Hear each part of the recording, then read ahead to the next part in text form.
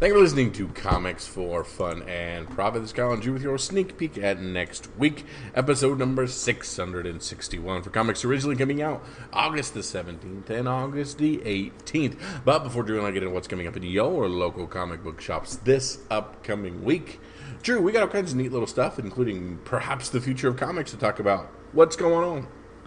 Yeah, Substack is not a sandwich. It is a new thing. Well, it's new to me.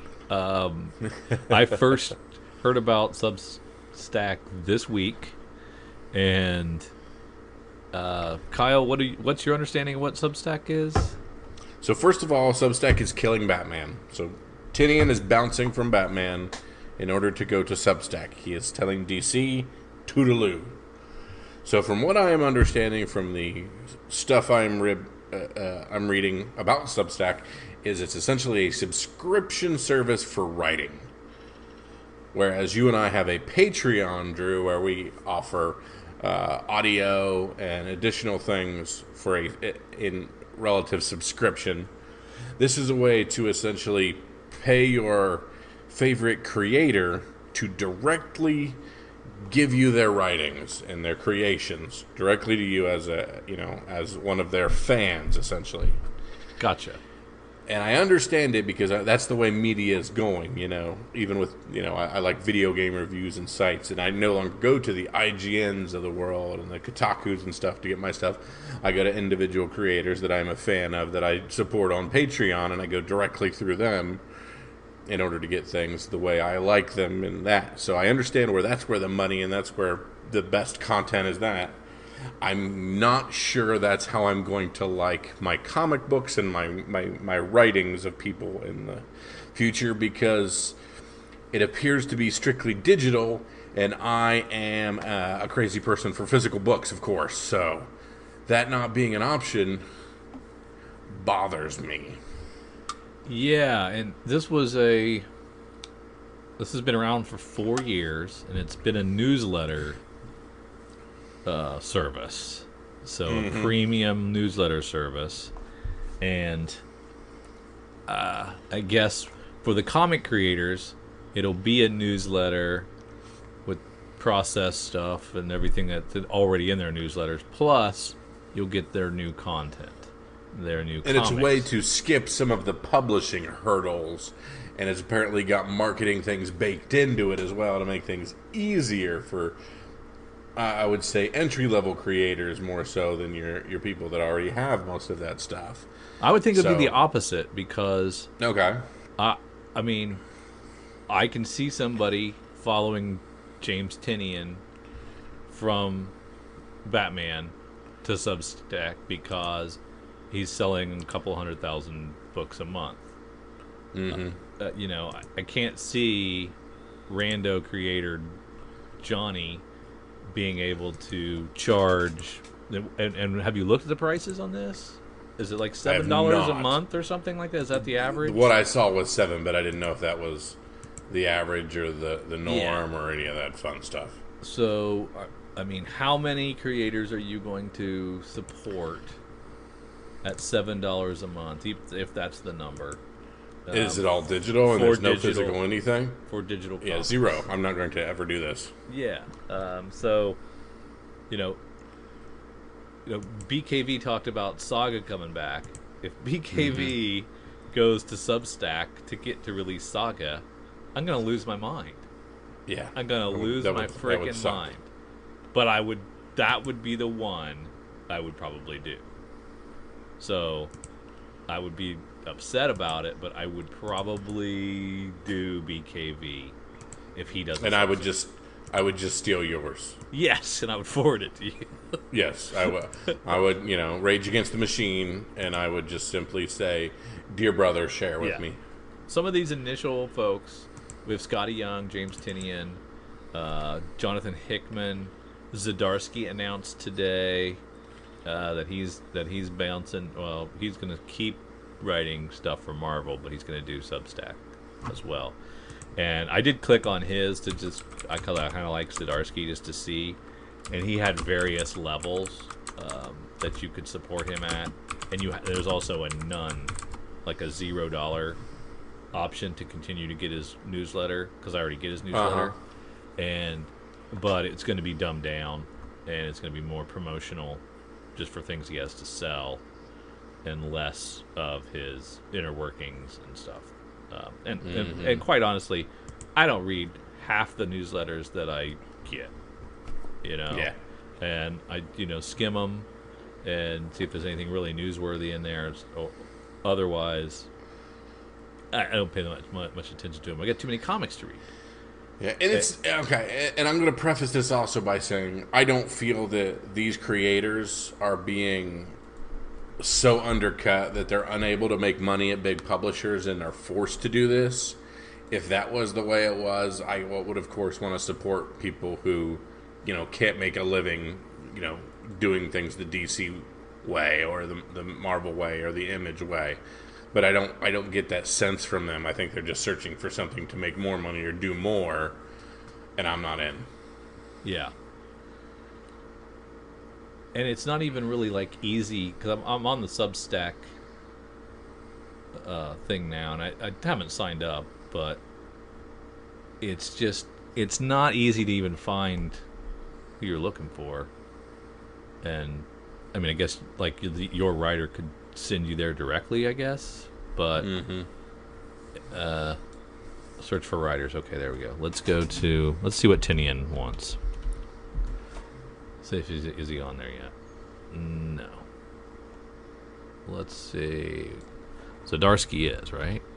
I did see Zdar. Or maybe that's to come. Live. No. How about Hickman? Is anybody even actually on there? Or they just all announced that they're going? So far, everybody's talking. Yeah. So, okay, there. Nope. There's really not anybody even on here yet. There's 3 worlds for $8 a month. 3 worlds, 3 moons. A universe created by Mike Del Mundo, Jonathan Hickman, and Mike Huddleston. So for $8 a month, you can subscribe to that. Okay, so it's like I see a solicit for your subscription, digital subscription based comic, and I am intrigued enough to subscribe to it. Like, I guess I'm intrigued enough to go to Kickstart something, or to go to Comixology and get that digital comic that you're doing, or pre-order it from my local comic shop. Mm-hmm. But that's the print version, and this is definitely not a print version. I don't know, dude. It's weird. It was like, and then Tinian was like a little bitch about it on Twitter too, because he was leaving Twitter. You know, the people that leave Facebook or leave, and they have to announce it. And this is not an airport. You do not need to announce your departure. Yeah, they like to talk about how they're leaving and the reasons why and everything. And like, just go, dude. Just go. But Take your ball and go home. He had to talk. He had to write a manifesto on why he's leaving Twitter and why he's going to Substack. And okay, you want to go? Take your ball and go home. That's great. I mean, I'm glad that our support of you have enabled you and empowered you to be able to do this. But this is not. I can't see this working for a dude that's not established, that hasn't kickstarted his own book, got noticed by the big 2, got some cachet writing for a big 2 or an Image or something, and build up a little bit of notoriety. I can't imagine just somebody off the street going to be able to make any money at this. Am I wrong? And, well, even in the case of Tinian, we call Tinian my boy Tinian because I'm a fan of his, and he's hit a few things that have been near and dear to me. But honestly, there's been more misses than hits, even with him, for me. So yeah. Lately, he's been killing it. But yeah.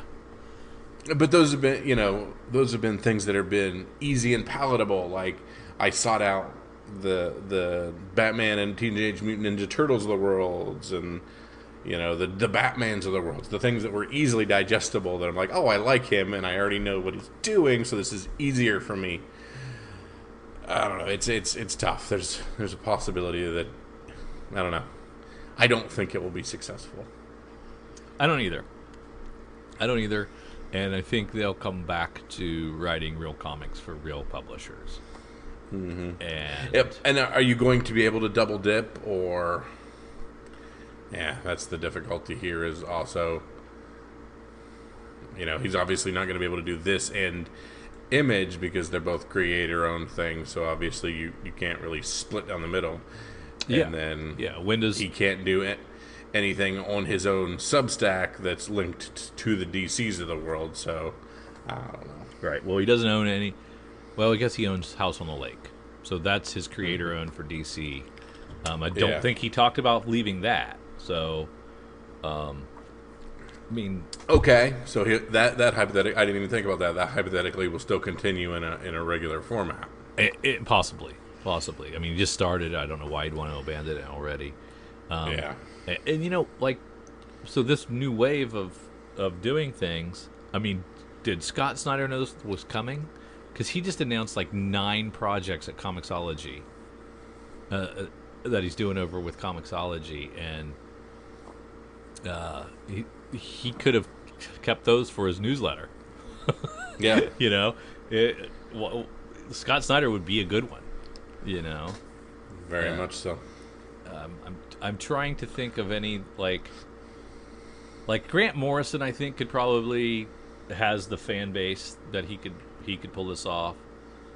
Someone like a Frank Miller. There are some people with enough cachet that they could maybe make this work, and people. But those are also people who invariably are slower to crank things out than your average bear. Yeah. So there's going to be months with those creators where you're paying for almost nothing because they can barely get an issue out a month. Right. Like, who's subscribing to Finch's newsletter? Yes, exactly. That was the other one I was thinking. Yeah, no doubt. Because you're never going to get any content, man. Yeah. It's crazy, and it's really just bubbled up quick this week. I'm curious to see where it goes. And I don't know that I want to be a part of this train right away. Like I said, unless it's just the right creator that I have to be on the cutting edge and follow their stuff.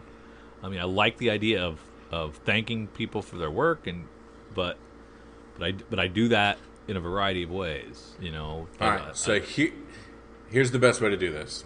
The listeners need to go to patreon.com, search for Comics for Fun and Profit, and subscribe to us through Patreon. Then you can understand also, then you can look at the creator sources that we're giving out just as a podcast and what we think is a value for your subscription. And then also when Substack comes up, find your creator there and laterally compare the two. So subscribe to us and throw money at us. I'm dancing for dollars here. Yeah. And then compare that value to the Substack value. Are they giving you Cowabunga exclusive covers to comics? Jenny Frison exclusive covers? No. Are they giving you CGC comics 9.8s? No. Probably not. We are. Are they giving you access to a Slack channel where Kyle occasionally comes in and posts pictures of both food and different memes? No. I don't know that that's the best angle we could have went on the Slack. It is fun to talk to people on Slack, and Kyle, he will be more active. Yes, 100%. Now that I have a bit of a layer to do things from. He had to retire his flip phone, so now he can participate more. So I guess we're probably pretty close on this, and both thumbs down. Yeah, I don't want to poo-poo it because, of course, I never want to tell anybody not to get their money, and but for me, it's not the way I read things or want to read things. So it's literally going in a tangential direction to how I want and typically consume things. Yeah, I mean, I don't mind reading digitally. I read most of my stuff digitally, so I guess that's not really a barrier to me. But it's just yet another another angle, another I don't know. I like one-stop shopping too, right? Yeah, 100%. So anyway, let's go on to bigger and better and happier things when we have Free Comic Book Day. So as you're listening to this, happy Free Comic Book Day. I hope you're out and about at your local comic book shops and patronizing them. I know we're hearing that some have pulled back and canceled theirs.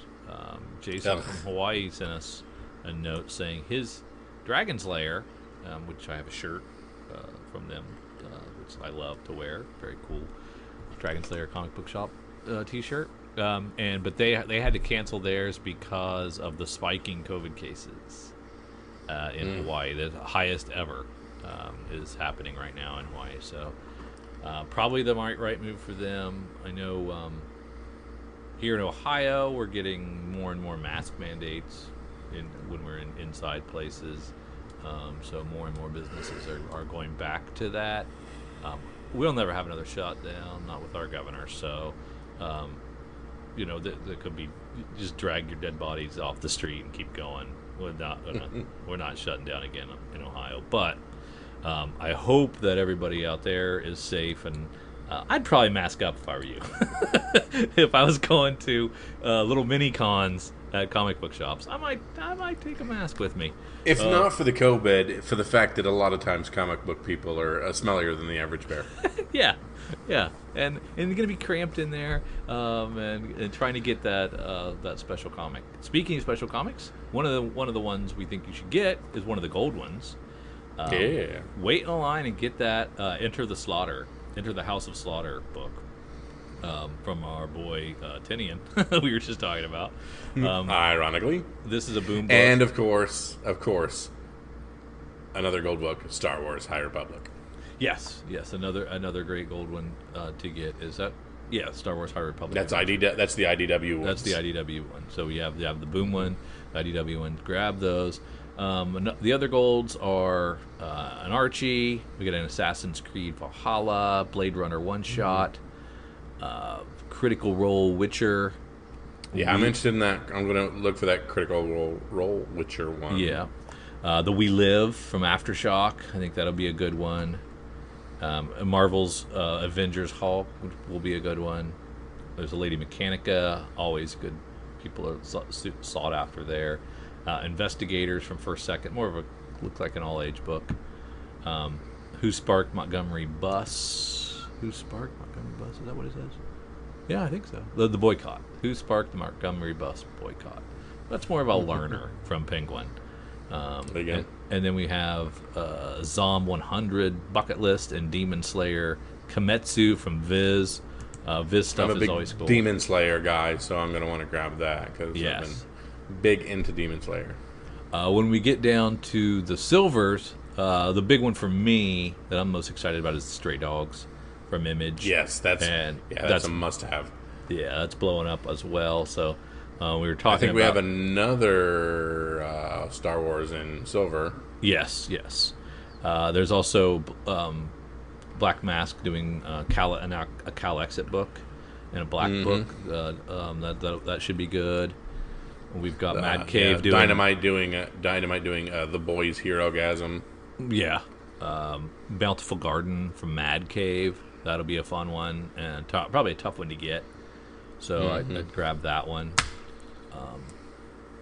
The Life is Strange one shot, that's been popular, and it might be a tough one to get as well. So I think that would be good. We have a Marvel Silver Spider-Man Venom #1. That could be a good one. Red Room, the Free Comic Book Day Red Room from Ed Pisker. I think that's going to be sought after. Some of these you can just go into eBay and type in FCBD 2021, and you can see some of the pre-orders that people are taking for some of them, and some of the horrible. Some stuff is already spiking. Yeah, and then there's some horrible LCS owners that are selling lots of 10 and 50 of their comics for big money. their Free Comic Book Day comics, and probably not even participating in Free Comic Book Day if I was to guess. So don't buy their stuff. But and we also talk about Free Comic Book Day. Free Comic Book Day typically being a previews world thing or a previews thing. Oh yeah. Since DC no longer doing those, I was curious initially whether DC would participate since they're no longer in that. But if we do go to our lunar distributions, we do have a handful of Free Comic Book Day books from DC as well. Yes, and what of those jump out at you, Kyle? King Shark. I mean, just Suicide Squad's bouncing around. So King Shark would probably be blowing up quite a bit. And of course, there's a Batman book. Anything and of course, with there's a Batman. Yeah. I think that'll be. So we got Fear State coming off just in this Free Comic Book Day. So you can pick up a fairly current writing from again James Tynion. yeah. So he's on his way out. And he's dropping his mic. There you go. Scout Comics doing White Ash Season 2, number 0. 0 issues are always fun and spec-worthy, possibly. We've got Vampire the Masquerade from Vault. That could be a good one. The Vampirella from Dynamite might do well. You never know with Trailer Park Boys from Devil's Due. Quite the cult following there. Going to be some crossover. Going to be probably more people wanting this than go out to a comic book shop to get. So Trailer Park Boys might be something. Treze from Ablaze Comics. I think that's a small publisher, and that's going to be tough to get. So I think that might be a good one. We've got Valiant Uprising. They might be previewing their new event. That could be exciting. Didn't I see Resistance from AWA? Yes, an AWA Resistance Uprising book. That should be good. It's a really good crop of stuff this year, and almost always there's great stuff, but this seems like a really good crop of items, and we missed out on it in Free Comic Book Day last year, so enjoy it. Support your local comic book shops. Don't just go in and grab free books. Most of them do sales, discounts, stuff. Be safe, but go in, spend some money. Thank your local stores. If you're in Oconomowoc, Wisconsin, our friends of the show, Eric and James shop, Cowabunga, they usually give you one Free Comic Book Day, but if you bring in a food item for the food pantry, you get another one. So the more you donate, the more food you donate to the food pantry, the more Free Comic Book Day books you get. So if you're in the area, great way to give back to the community and get more comics. And that doesn't mean bring your expired SpaghettiOs. We need in-date things. I don't know if you're doing that again this year. Yes. You can probably get away with Twinkies. They last forever. Yeah. But yeah, I am now an older person, and I no longer enjoy running from shop to shop. I used to love this. I used to love it. And I'd go to new shops. I'd drive at extra places and go from shop to shop just to kind of just soak it all in. Post-pandemic, I don't want to do that anymore. So I'm going to sit on my butt and just kind of let the comics come to me. And but I applaud you if you have kids and you drag them out and get them into the comic book scene. This is an awesome day to do that. It's really fun. I've enjoyed it for years. I unfortunately have a few too many things going on, and we have to drive an hour to hit really a bevy of Free Comic Book Day participants. So I will be not doing it this year, but I'm going to try to start doing it again in the future because I actually really enjoy the day. Oh yeah. If you loved your kids more, maybe you could take them. Isn't that the truth? But there's always next year, and 2022 might be a better year, and maybe we'll go back to May next year. So it might not even be more than 9 months away. So that'll be fun. Hey man, let's go see what's hot over at our good friends Cover Price, and see what's Yeah, hot on cover eBay. price where we have the top 10 books and their sales on the secondary market. Starting with number 10, The Me You Love in the Dark, number 1. The Scotty Young 1 in 25. This is a new Image title. Writer Scotty Young and artist Jorge Corona follow up their Middle West series with this new horror book. So we saw this 1 in 25 be a big hit, moving 41 copies and $71 for a raw. On a 1 in 25 is a pretty good return on investment here. Good flip. Now, Drew, here at number 9, we're going to have to stew somebody.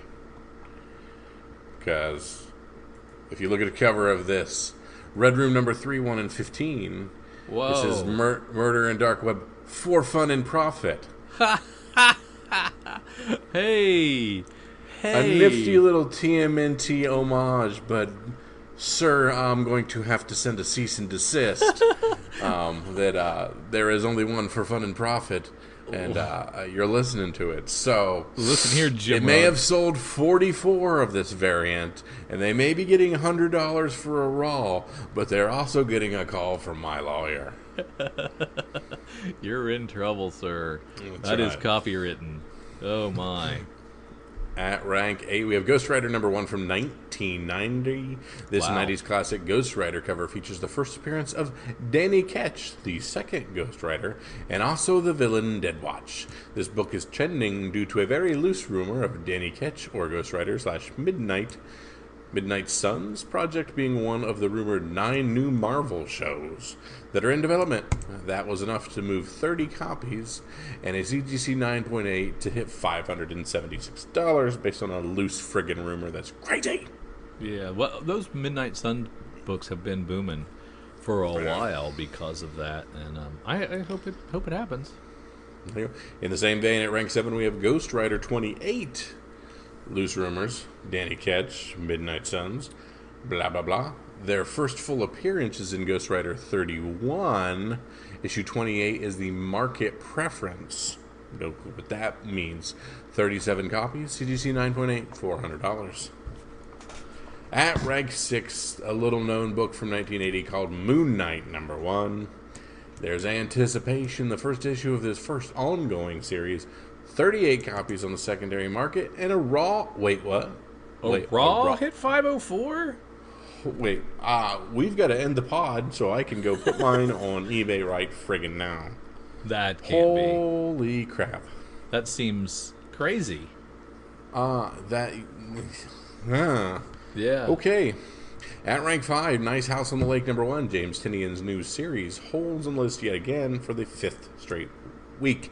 This book had an even higher surge this week with 52 secondary mark copies, a CGC 9.8 going for $175. At rank 4 and 3, we have a couple Infinite Crisis book. At 4, we start with number Infinite Crisis 5. This issue features the first appearance of Jamie Reyes as the new Blue Beetle. The Hollywood Reporter recently reported that Cobra Kai star Jolo Maribuena, thank goodness I watched the show and know how to say his name, talks to Which lead one is DC that? Blue Beetle. Which He kid? is the kid that got Miguel. Okay, he's Miguel. Okay. Yeah. This also came on the heels of the recent announcement that Angel Manuel Soto will be directing the film. This news moved. That's tough to say. 33 copies. High sale at $220 for a CGC 9.6. $220 for a 9.6. And in the same vein, we have Infinite Crisis number 3. Lately, the market seems to favor a character's first appearance over their first costume. This is a notable shift for today's modern characters. For example, this issue features the first appearance of Jamie Reyes, who, as noted, took on the Blue Beetle mantle in 5, but just the appearance of him moved 38 copies and a CGC 9.8 going for $290 on that. At rank 2, we have Superman number 4, 1986. Idris Elba's role as Bloodsport was clearly the central character in the new Suicide Squad film. There are expectations, or maybe just hope, that we'll see him continue on in the DCU. His first appearance in this issue went from obscure to smoking hot, moving 57 copies Wow. on the secondary market. A CGC 9.8 going for $375. That's amazing. And at rank 1, Spider-Man Unlimited from 1993. The most recent Venom Let There Be Carnage trailer. We were able to see a little more Shriek, whose first appearance is in this issue. 66 secondary market copies. 240 for a CGC 9.8. At rank 11, we have Superboy number 9 from 1994. This is a King Shark sighting here. And this is sold 29 copies and had a high sale of $400 for a CGC 9.8. At rank 12, we have Spawn number 1 from 1992. 50 copies moved. Yeah, 50 more copies moved. High sale of $255 for a CGC 9.8. I think that's down from last week. I think that somebody sold one for $300 last week. Rank 13, we have the Marvel Now .1 number 1 from 2012. Kyle and I have been banging the gavel for this one for a long time because this is the first appearance of America Chavez. And it also features her in a more updated, younger look that we recognized her as compared to her first appearance in Vengeance number 1. She also appears on the cover, but it's tiny. So 36 copies, had a high sale of $35 for a raw. Rank 14, we have Marvel Superheroes Secret Wars number 4 from 1984. I have like 95 copies of this. This is the first issue in which character Zaji, who saved several of the Marvel heroes during the Marvel heroes during Secret Wars. So it's is it the first issue? The most notable first in this issue is the character Zaji, who saved several of the Marvel heroes during first appearance of Zaji. That's a reach. From 1980, Moon Knight number 3, The Newsstand. This is the first appearance of Midnight Man, who's going to be in the Disney Plus series. So excited about that. 25 more copies of this moved, and this has a high sale of $100 for a raw. So if this is 100, it's possible number 1 is going for $500 raw. So I got to sell now. You got half a dozen of those, don't you? I got a few. Yeah. Kyle, what is behind? What is behind? What is the next one? What is number 16? I can't. Number 16 is Exiles, number 3 from 2018. It's clear that Peggy Carter's appearance in the upcoming What If series is going to be fun to watch. Powered by the Super Soldier Serum, her first appearance as Captain America is in this issue, with both an appearance on the standard cover and this 1.1 in 10 variant. Despite her title being Captain Britain in the show, collectors still are pushing this book to a new high of almost $190 for CGC 9.8, and 35 copies moved on the secondary market. Very nice. Rank 17, we have Venom Lethal Protector, number 5 from 1993. This issue features the first full appearance of Phage, Lasher, Riot, and Agony. So this moved 23 copies and had a high sale of nearly $200 for a CGC 9.8. At rank 18 and 19, we had Not All Robots, number 1, and Kyle, you love this cover. I did. The American Gothic homage. That one's getting almost $21 for a raw copy. It sold 24 copies, and the standard A cover is getting $13.80 for a raw, and sold 33 copies. So fun for that book from AWA. I believe this might have been one of your picks back then.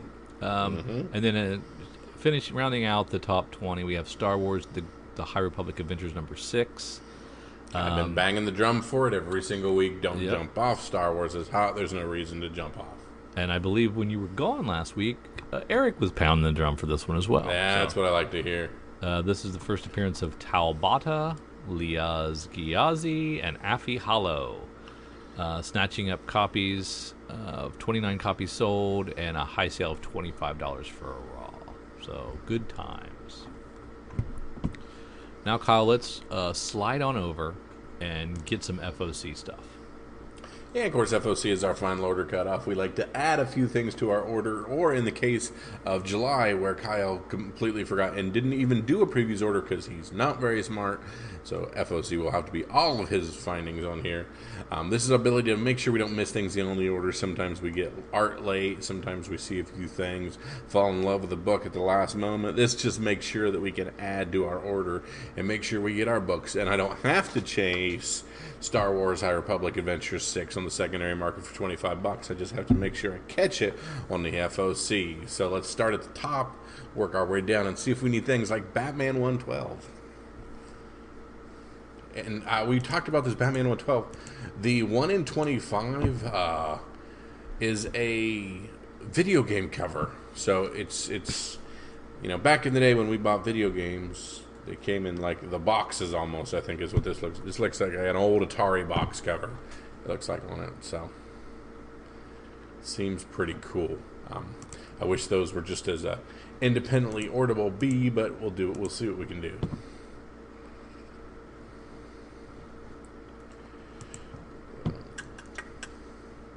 Urban Legends 6 is blowing up, so we should probably take a look at 7 and see if that's going to continue that. Mm-hmm. Very interesting Burnham cover for C. And then your boy Black Manta is one of your favorite characters, isn't he? He really is. He's easy to write with a nice dark side to him. He's got a vengeance that I seem to enjoy, and shoots laser beams. So I don't love these covers, but the series might be good. That strikes me. Yep. So let's hope that the series is better than its parts. Yeah. Yeah. So this is we got a Francis Manipul, Sanford Green, and a Val Delandro. They're okay. Yeah. Is that Crush and Lobo finishing up? No, it's an 8-issue miniseries. So this is halfway there. Yeah. Conjuring gets a cover B that looks like an old VHS, beat up VHS copy. That's pretty fun looking. I like Suicide Squad 7, the Kevin Maguire cardstock's a fun little cover.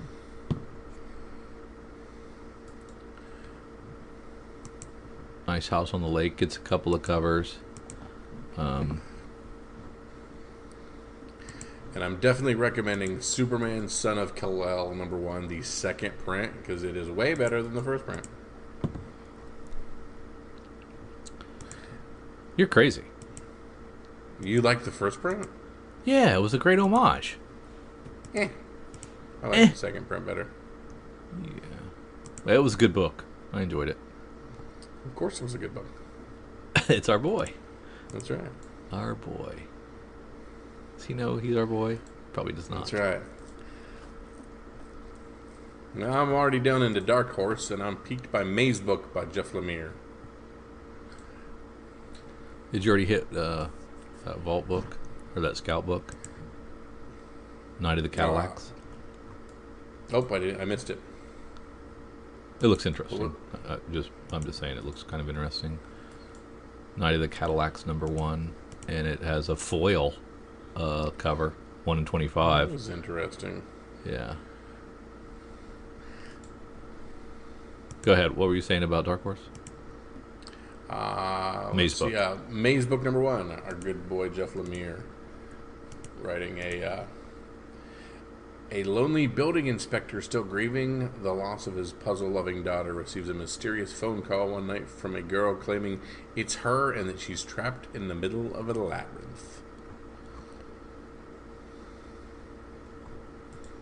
Then at IDW, you get that Star Wars Adventures #9. Probably got to check in on these all the time. Yep.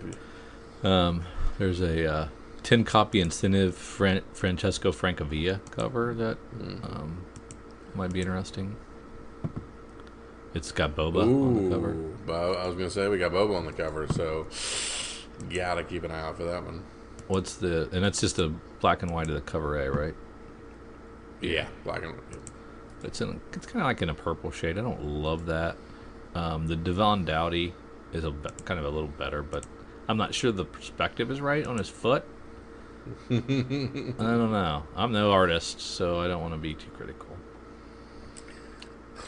TMNT, The Last Ronin, the penultimate 4 of 5. That Kevin Eastman cover is pretty cool. Not a lot there, but sometimes less is more in these regards, so I think that's pretty neat. Plus, if he had to draw anything more than that, we probably wouldn't get it till the last second. Me, You Love in the Dark gets a second print that doesn't do anything but kind of give us a sketch cover, basically, or an uncolored cover.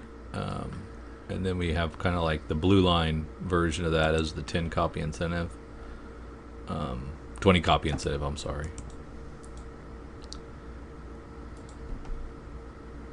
I don't love it that much. 6 Sidekicks of Trigger Keaton, number 4.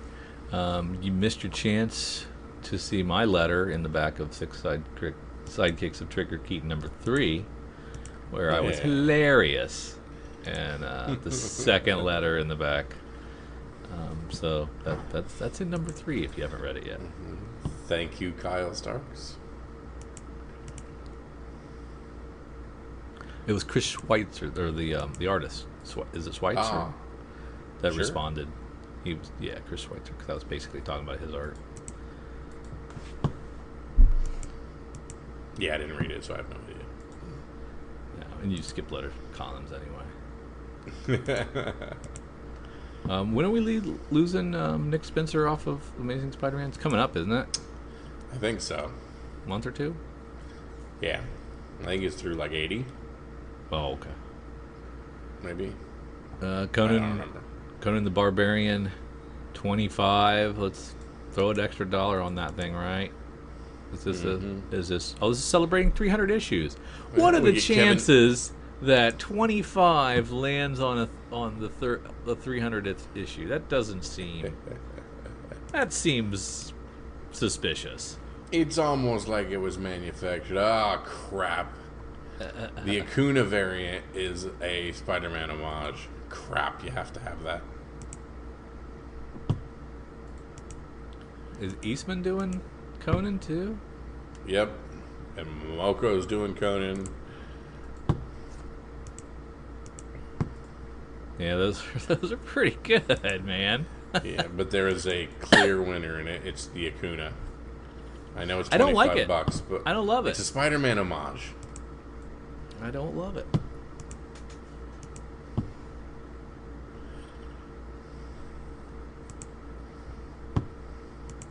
Is it Khazar or Khazar, Lords of the Savage Land? I've been going Khazar. You go Khazar. Yeah, I mean, there's a hyphen there. I don't know if that means you say K or you I think you can get away with either one. So I think they're capitalizing on the success Conan's had and bringing this one back. And, no. Hope it works. Star Wars High Republic number 7, second printing. We still don't have our art. Oh. Ah. Yeah. We do have Same our thing with Bounty Hunters Jabba the Hutt. Second print. We don't have art. What's the date? What's the release date? Do we have it? 9/8? Get moving. Get crack-a-lackin'. That's right. Yeah.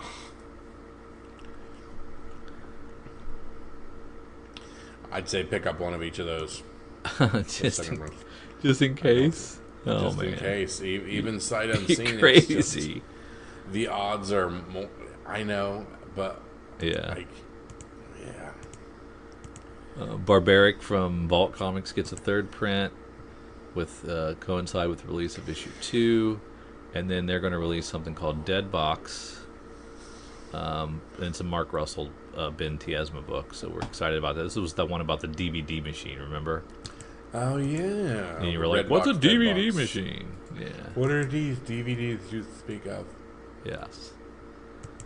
Last book you'll ever read, the first print going to, or the first issue from our boy Colin Bunn, going to a second print, and then 4 different options for Issue 2, including 2 black bagged variants. And we don't know if they're black bagged because they're naughty or they're just a secret. Yeah. From Ablaze, we have He Who Fights with Monsters, and we're given a lot of cover treatments to that. This is Francesco Artabani with art by Werther Dell'Aldera, and looks pretty good. It's an Ablaze book. Jiley with a dope cover B. Could be something special. Who knows? But it looks good to me. For Army of Darkness fans, we have Army of Darkness 79. Rodney Barnes doing the writing. Jason Sean Alexander and Tom Garcia on art. But Ash is back, baby. And this is a 1970s version. So it looks pretty darn good, especially if you like those movies, which I do. Drew, we are comics for fun and profit, and I have a suggestion for fun. Aftershock Comics, Scouts Honor trade paperback, issues 1 through 5. Definitely. It was a super fun book. I liked it. Crap. Eric, are you ordering 5 copies of this and getting merit badges? I must know. Or do I have to order 5 copies of this book? Crap. You probably shouldn't have to order 5 copies of a trade. Retailers who order a minimum of 5 copies of Scouts Honor by FOC will receive a matching quantity of embroidered explosive merit badges exclusive to this collected edition. But you remember, they have their own Scouts Honor trade. Remember? They were pre-ordering it. The Cowabunga exclusive. So that's right. I don't know if they got merit badges with that. Did I miss that? How did I you were gone for like a month, dude. I know. I had to get Phil in. Those are the things you should text me about. No, if you're not on the show, I'm not talking to you. I know. I've noticed that. But yeah, so they had. It was gorgeous, and I think they pulled it from their shop because it sold so well. I mean, I think they blew. So I can't get one. They might have a couple on release day for the racks, I think, but I think they only had 500, and I think they got them all sold. You'd have to reach out. You better reach out to him and say, hey, maybe he can put one back for you. I don't know. You may have missed the boat, buddy. Go to shop. Go to shop.cowabunga.com and let's see if it's still available. Cowabunga. Is it shop.cowabunga or just... Yeah, there it is. I don't think it's there anymore, man. Son of a... Let me look. They just dropped... Okay, he just dropped the new... They're doing a Cowabunga exclusive for Harbinger #1. And it's shopcowabunga.com. There's no dot. Yeah. It's a facsimile edition of their 1992 release, #1 release, which is really cool. That Harbinger is awesome looking. Isn't that awesome? So that just dropped today. They're going to pre-order that. There's the Stray Dogs. Maybe it was Stray Dogs that was a trade paperback. I might have lied. It was. Did you seriously? You may be full of crap on this whole thing. Yeah, I was. It's Stray Dogs. I hate you. And I think that's the one that they sold out. They're not doing Scouts Honor. I'm sorry, I got confused. Scouts Honor, Stray Dogs. I mean, it's very, very close. Yes, they both have an S in them. Yeah. Rawr. I should probably go back and just edit this all out, but I'm not going to. You need to hear the raw Kyle and Drew. And yeah. So I'm sorry. It was Stray Dogs that's blowing up, and they're doing really well with. I apologize for that. So you can order this, and probably get a merit badge because I bet you they order 5. All right. I'll have to figure that out. That was a long way for nothing. For me to be totally wrong. 32-second conversation that took 11 minutes and 3 Google searches. Now you know. Mm-hmm. There's White #3. It gives me a chance to tell Black Mass to go screw because of their shenanigans. What is it again? Remember when were you around? I don't know. Were you around when White came out #1 and it got allocated? Oh, I So didn't know it got even out. Yeah. even though I pre-ordered it during the pre-order cycle, not FOC, during the pre-order cycle, I ordered it and I got allocated. I did not get one, and it was like 2 per store or something stupid like that. That is stupid. Yeah. So even though people pre-ordered it, they didn't print that many, and I think they're dicks. So I'm not.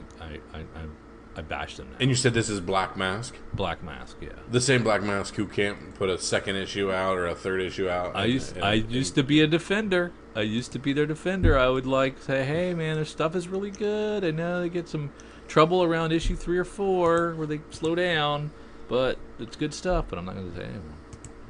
I'm just going to let you just bash them. They've lost me. They've lost me. It shall be done. Yeah. And I'm going directly Biden's Titans versus Dracula, the cover C, the sniffing cover. That's just fun. I don't get it. Oh, I love that second print of Cold Dead War #1. Crap, that's awesome. Yeah, you got to have that. Oh, that's a good one. Yeah, that'll sell for years and years and years. Yeah. Checks a lot of boxes.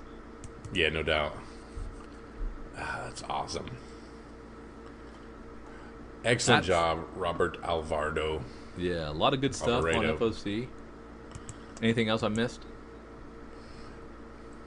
Besides the wrong trade that I ranted about for like 20 and also minutes. Cold Dead War has its final issue, its 4th issue coming out as well, which also has a really cool cover. So,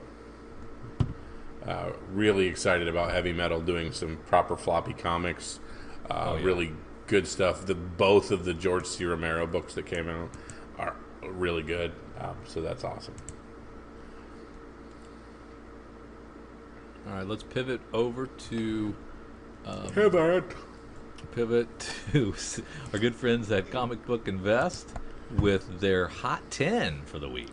All right, we're looking at the Hot 10 for August 13th, 2021. We will go to our good friends at comicbookinvest.com and check their things out. And at rank #1, we have Batman Urban Legends #6. Between $40 and $50, Tim Drake and media attention have caused this issue to tell 5 or 6 times the cover price just after release because Tim Drake is now gay. So, that's enough to make it bisexual. Okay, he's experimenting. Correct. At rank 2, we have the Walmart 3-packs. So this may be a weird pick, but to think that fanboys storming every Walmart in the country buying dozens of these in time doesn't make it worth talking about, then I don't know why we do this list. These have certainly caused a glitch in the Matrix. On a side note, if you are the D-bag opening these in stores and putting the ones that are misses back on the shelf, I hope you are caught and arrested for theft. And I agree with all of that. Yes. There are some really cool things in some of these Star Wars books, but unless, of course, it's your friend who puts the 3-packs back for you so that you can get them. Then it's okay. At rank 3, we have Nice House on the Lake #1, the 3rd print, 1 in 25, going for almost 100 bones. No idea right now if DC is improving what they've been doing or if they are just hitting some first inning home runs, but still have pitching that is going to give up 10 runs. Too many baseball analogies. Yeah. Yes. At rank 4, we have the recount #1. Last week it was 15 to 20. This week it's 40 or 50. Not sure who or what the speculation is on this, although it doesn't sound like the craziest plot in this day and age. At rank 5, we have Defenders #1, the Peach Momoko 1 in 50 at over $80. Just looking at the numbers of sold and listed copies, there doesn't seem to be a large amount of these out there. No worries though, just wait until 2023 and we'll find them in Walmart 3-packs. This has been on the thing a few times. Hawkeye #9, the rare purple second print, $1,160 for a 9.8. $800 for a 9.6. Extremely bullish on Kate Bishop and absolutely love this cover. Me, I'd find another good rare cover of her that hasn't spiked yet, like the very rare Zero issue by our good boy, what's his face? David Aha? No, Fraction. Oh, Fraction. Oh, yeah. Remember we found those rare Zero covers of Oh, her? yeah, we love those, yeah. Yeah, Man, I'm looking for those to go nuts. I think I sold most of those. I got two. I'm going to put one on for $500 and see what happens. Yeah. At rank 7, we have Pop Kill number 4, the Adam Hughes variant. It's a friggin' grand raw. Adam Hughes goodness. people are be crazy. And we think this might go up, they say. Dang. At rank 8, we have Suicide Squad number 1, the AMC variant, $10 to $15. Are movie theater variants going to be a new trend? Can we start to see limited variants? If I were DC or Marvel, I would absolutely start doing that to sell more tickets. But beware the movie theater workers taking them when they want to. And also getting buttery fingers on them. Nom nom. Nom nom. At rank 9, we have Invincible Iron Man number 1, the second print. I'm not going to try and verify the $500 raw sale. Fact is, there are basically none of these to ever be found. Whether you believe Invincible Iron Man 3 is the first Ironheart suit or this one on the cover doesn't change the fact that Riri is going to be big, like really friggin' big. I would hold all of her keys and this one as well, all holding, keep holding at this time. You can't do it. I think I'd cash in. We disagree with Comic Book Invest, unfortunately. At rank 10, we have The Exiles, number 3 from 2018, the 1 in 10 game variant. I know, this book keeps popping up. I don't know what else to say. $250 to $300 for a raw and 9.8s are $1,000. That is so much friggin' money for this. Yeah. Honorable mention, Naomi number 1 by Bendis. Several 9.8s sold this week, including one for $275. After only a couple sales in the past month, haven't seen any recent news about this TV show. Maybe people just be getting ready. And from our quirky honorable mentions, we have Hangman Comics number 1. Artist Harry Lucy on the cover. This is one of those rare swastika covers. I know there's a lot of people that collect swastika covers on comics. Bro, the dude has a swastika for a face, and that is probably not the most offensive part of this cover. A 3.0 sold for $5,000, which is 2.5 times what a 3.0 sold for last summer. So watch out, swastika face. And now let's slide over. It's sneak peek at next week time. Let's start with DC. See what they've got coming out. We've talked about what's already spiking, but let's predict the future, you and I, Drew. Let's tell them what's going to spike here in the near future. And you said you want to start with Lunar? Yes, please. All right. We got some cool stuff here from Lunar. Clown Hunter being the big thing. Secret Files Clown Hunter number 1 with a one-shot there. I love that cover C of Catwoman, the Steve Lieber Suicide Squad movie cardstock variant. It looks great. There you go. We talked a lot about these limited to 3,000 vinyl record covers. Yeah. With these, I'm very curious to see what those do in the secondary market, if they take off as much as I think they're going to take off. Yeah, I think they're going to do well. Yeah, we talked about liking this Nightwing 83 cover A. And B. And B. They're both great. B. Yep. Especially if you like dogs. On the Lake number 2 having a second print with a different dude in the bath? Different person in the bath? Is that what's going on? That I don't know. I thought it was just torn, but man, you might be right. I still haven't read issue 2. I don't know why. I love the book, so I just need to get back on it. I don't know. Shazam and Superman and the Authority both hit issue 2. We've got Superman Red and Blue finishing up. I don't know who the creators are this time. This is Tom King taking a whack at it. Matt Wagner, Sophie Campbell, Rex Ogle, Darcy Little Badger, Paulo Rivera, Matt Wagner, Sophie Campbell, Steve Pugh. Might be a good one. Yeah, really nice cover on Truth and Justice number 7. The Jun Jiang Yoon cardstock Zatanna. Really good Zatanna covers. And some of the good Zatanna covers continue to be worth money, so that one might be one to grab. Yeah, that's really great. That is really great. Yeah, Did that's we not awesome. have that cover during FOC? Why did we not? That's the first time I've ever seen that cover, and I'm writing it down right now because that is awesome. It's gorgeous. Is he part? I think Eric said that Yoon was part of the Art Germ stable.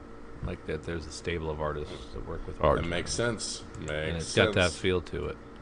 Yeah, 100%. All right, let's head over to Previews World and look at some of our image books.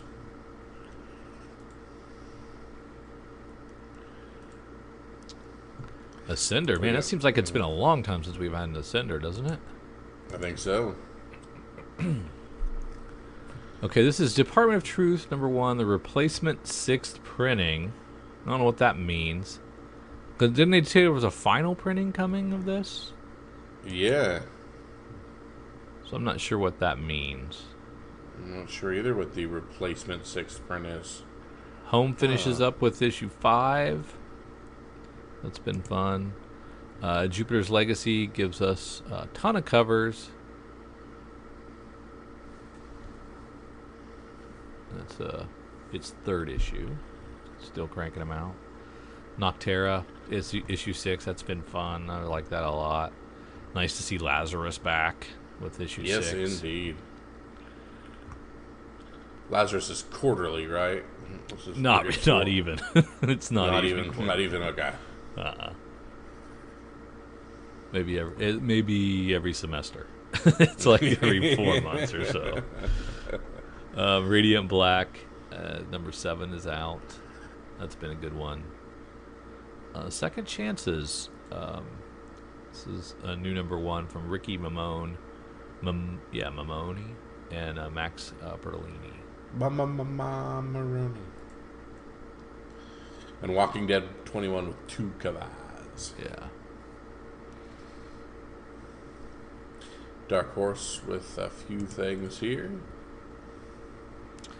Yeah, Black Hammer Vision's not quite over yet. I was thinking it was done, but Cecil Castellucci's taking the reins this time.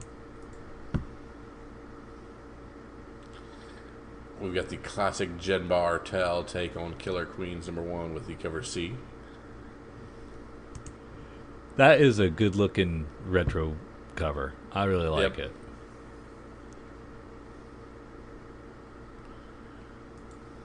Retro and homage, kind of, right? And yeah.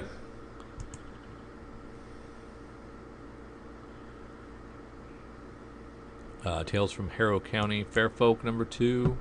I missed Fairfolk #1. I'm going to have to go dig that up somewhere.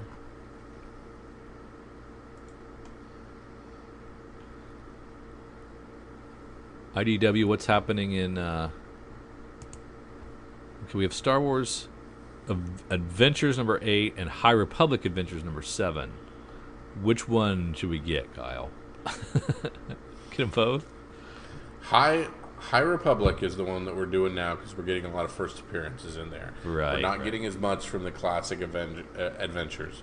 So you definitely have to get the High Republic one. Gotcha. That's a must. Marvel's given us the 9th issue of Black Cat.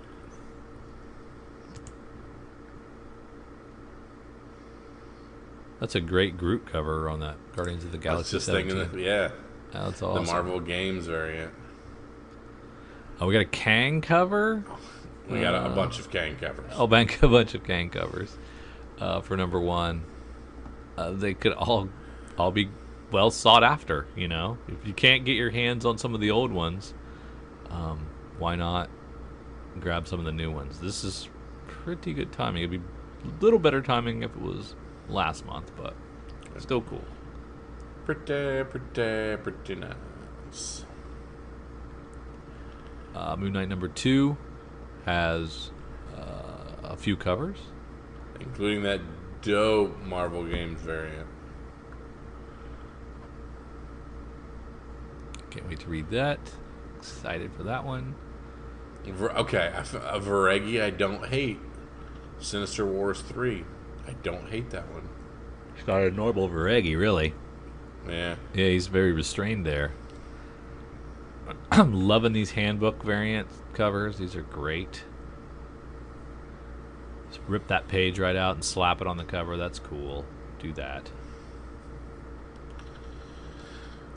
We got a boy Dengar as our action figure for our Star Wars Bounty Hunters number 3.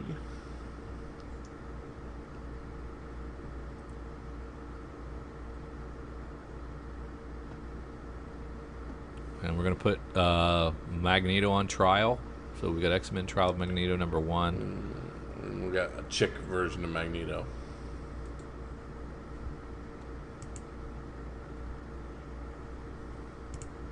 And that's a great cover there. I love them. Very nice. Barbarella cosplay, is that what you're looking at? Oh, yeah. Yeah, I'm a big fan of those, too.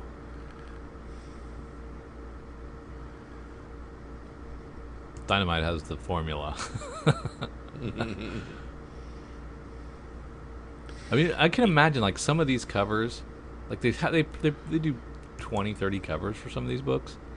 It can't sell more than 100 copies of some of these. Is it even worth the printer's effort Who to knows? change them out? I mean, I guess it's the same with a 1 in 1,000. You're really not printing very many of those either, so... From Boom Studios, we have Eat the Rich, number 1 of a 5-issue series from Sarah Gailey.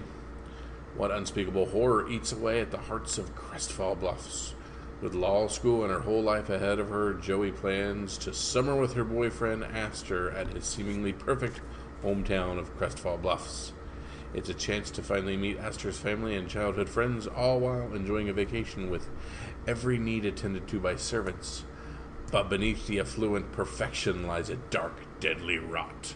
Will Joey discover the truth before it's too late? And if she does, can she survive to tell the tale? Yeah, that's pretty great. I love that Jenny Frison cover. That's really awesome. I like the B cover. I think the B cover is really neat and well done.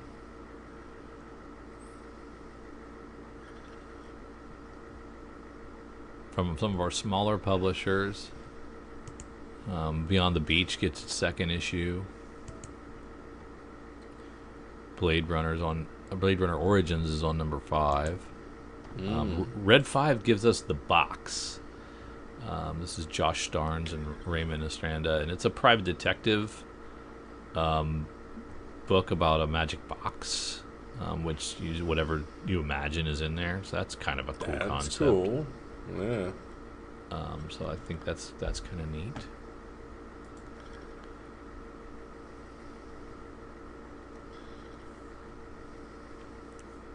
Let's see, we have Death by Life from Antarctic. It's on its 5th issue. We're getting the trade for Damned Cursed Children from Source Point. We interviewed those folks on the show not too many episodes ago.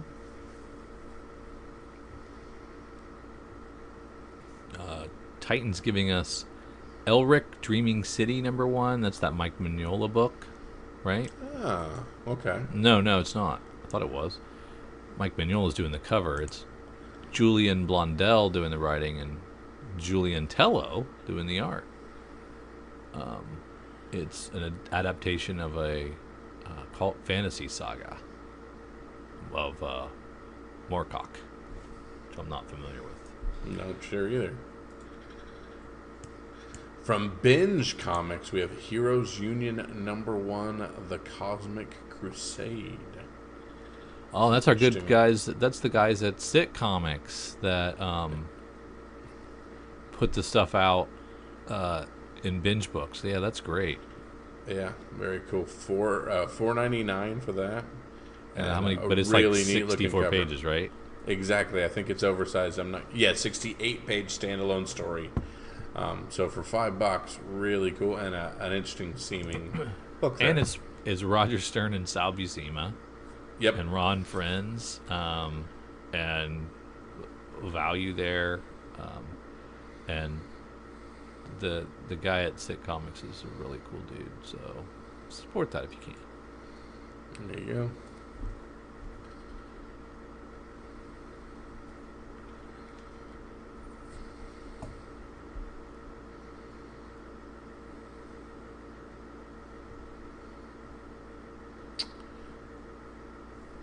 I got the Walking Flu #1 from Yeah, a little too Spot. close to home, so I kept moving on that one. Yeah, it's like just caught that. Marjorie Finnegan's 4th issue has a really cool mugshot cover. I like it a lot.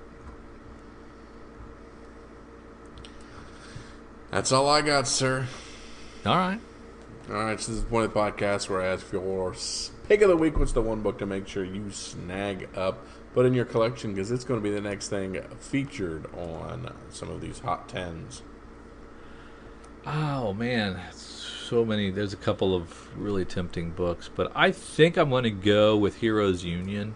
It's been a long time since I've seen a binge book, so I'm definitely going to put that on our show and support that one. And yeah, binge books. Heroes Union #1, The Cosmic Crusade. Very nice. And I'm going to go back to DC and grab that Truth and Justice #7, that Zatanna cover, because I think that is phenomenal. Oh yeah, that's a good one too. Honorable mentions go to The Box and Eat the Rich. Yes, Check those out. 100%. Very nice, very nice. All right, well, thank you guys for sticking with us through the whole sneak peek at next week, through all of episode number 661. We thank you guys so much for all your love and support. If you disagree with any of the things we picked, or you got some extra things, toss them at us, send us an email, find us on Twitter, Instagram, Facebook, all that fun stuff. Be part of the podcast, right? And you can also find us on Patreon. Check that out if you wish. So for Drew and for myself, see ya.